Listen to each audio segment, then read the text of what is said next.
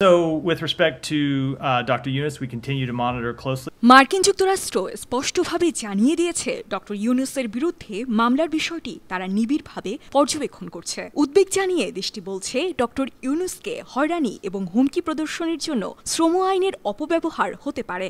স্থানীয় সময় বুধবার মার্কিন যুক্তরাষ্ট্রের ডিপার্টমেন্ট অফ স্টেটের নিয়মিত ব্রিফিংয়ে এসব কথা বলেন মার্কিন পররাষ্ট্র দপ্তরের মুখপাত্র ম্যাথিউ মিলার।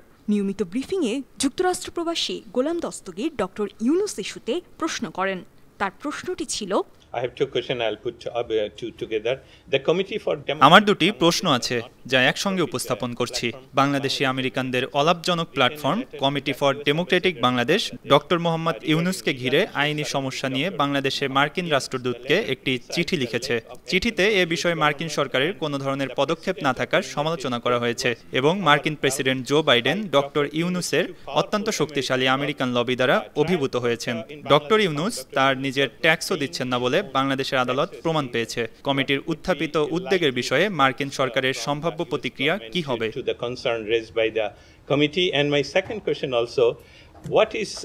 আমার দ্বিতীয় প্রশ্নটি হচ্ছে, আমি জানি সবাই মোদির সফর নিয়ে কথা বলছে এবং ভারতীয় প্রধানমন্ত্রী মোদির রাশিয়া সফর এবং বাংলাদেশের প্রধানমন্ত্রী একই সময়ে চীন সফর সম্পর্কে মার্কিন দৃষ্টিভঙ্গি কি সে সম্পর্কে জানতে চাই।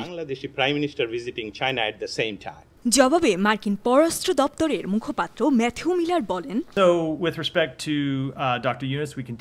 ডক্টর ইউনুসের প্রতি সম্মান রেখে বলছি, আমরা তার বিরুদ্ধে মামলার অগ্রগতি নিবিড়ভাবে পর্যবেক্ষণ করছি। ডক্টর ইউনুসকে হয়রানি এবং হুমকি প্রদর্শনের জন্য শ্রম আইনের অপব্যবহার হতে পারে এমন শঙ্কায় আমরা আগেও একাধিকবার আমাদের উদ্বেগ প্রকাশ করেছি। বাংলাদেশের প্রধান অর্থনৈতিক অংশীদার হিসেবে আমরা আরও উদ্বিগ্ন।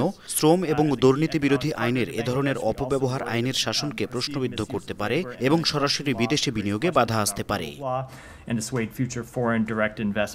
দ্বিতীয় প্রশ্নের উত্তরে ডিপার্টমেন্ট অফ স্টেটের মুখপাত্র আরও বলেন, আমি ইতোমধ্যেই মোদির রাশিয়া সফরের বিষয়ে কথা বলেছি। আমি যা বলেছি তাতে নতুন করে এখন আর যোগ করার কিছু নেই। এবং চীন সফরের বিষয়ে বলবো, দেখুন, আমরা বুঝতে পারি অনেক দেশই চীনের সাথে জড়িত, আমরাও চীনের সাথে জড়িত। পররাষ্ট্রমন্ত্রী নিজেই 2 বার চীন সফর করেছেন, তাই এ বিষয়ে আমার আর কোনো কিছু বলার নেই।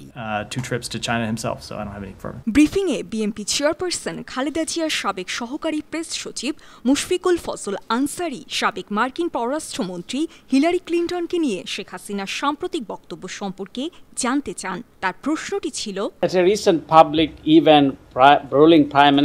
সম্প্রতি একটি সরকারি অনুষ্ঠানে ক্ষমতাসীন প্রধানমন্ত্রী শেখ হাসিনা দাবি করেছেন নোবেল বিজয়ী অধ্যাপক ইউনুস গ্রামীণ ব্যাংকের প্রতিষ্ঠাতা নন এবং তৎকালীন পররাষ্ট্রমন্ত্রী হিলারি ক্লিন্টন তাকে অধ্যাপক ইউনুসের বিষয়ে ফোন করেছিলেন এবং অনেক মার্কিন কর্মকর্তাও ইউনুসের পক্ষে লবিং করেছিলেন এবং তাকে হুমকি দিয়েছিলেন। পদ্মা সেতু নির্মাণে যুক্তরাষ্ট্র বিশ্বব্যাংকের তহবিল বাতিল করতে তদবির করেছে। ক্ষমতাসীন প্রধানমন্ত্রী যেমনটা বলেছেন, তিনি ইউনুস ইস্যুতে যুক্তরাষ্ট্রের কর্মকর্তাদের সঙ্গে বৈঠক বন্ধ করে দিয়েছেন, যদিও যুক্তরাষ্ট্রের নেতাদের সঙ্গে এখনো বৈঠকে বসার সুযোগ খুঁজছেন তিনি। প্রধানমন্ত্রীর এসব দাবির সত্যতা সম্পর্কে স্টেট ডিপার্টমেন্ট কি তার অবস্থান স্পষ্ট করবে? জবাবে ডিপার্টমেন্ট অফ স্টেটের মুখপাত্র বলেন, আমি মনে করি এটা নিয়ে আমার বলার মতো কিছু নেই। আমি যেটা বলতে চাইছি, 12 বছর আগের ঘটনা এটি। 12 বছর আগে হিলারি ক্লিন্টন মার্কিন পররাষ্ট্রমন্ত্রী ছিলেন। এটা নিয়ে আমার কোনো মন্তব্য নেই। News desk 52 TV.